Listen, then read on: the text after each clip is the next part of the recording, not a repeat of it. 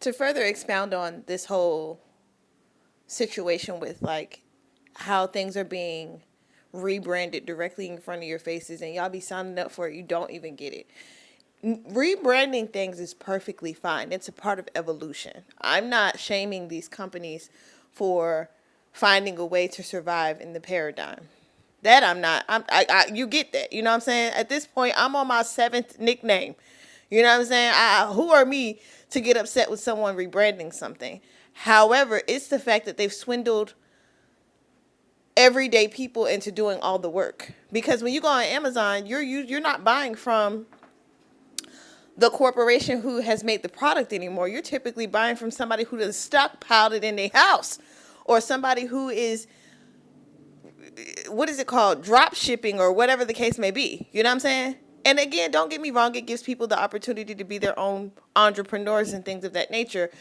But again, they really just swindled you into doing the work yourself. All right? On top of that,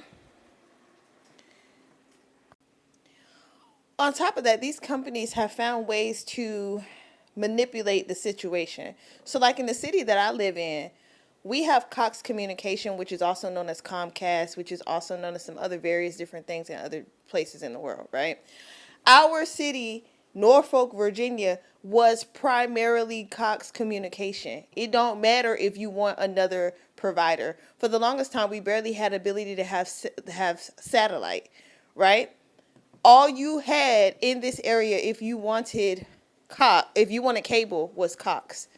Well, that's unfair, because what if you don't like Cox? What if Cox don't even work in your area?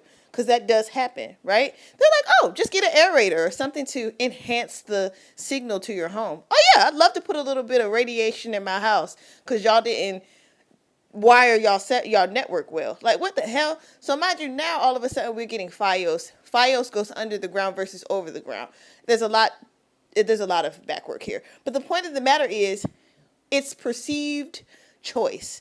I remember when I used to go to interviews and they'd be like, what's something that you wish other people knew, or what's something that you do when you're working with a customer or a client, a patient or whatever, that sets you apart from other people. I said, I give them choices. I said, see, people don't understand that having two choices is a very big thing for people. It gives people the perception of control. Even if you give them two shitty choices, at least they feel they're in control because they got to make a choice. It's an illusion. These people in these interviews used to look at me like, what the hell? Mind you, a lot of these people was gang stalkers. A lot of these people were trying to keep me from employment. But they was like, well, shit, fire and save mattress, she might be on to something. She can't be as dumb as they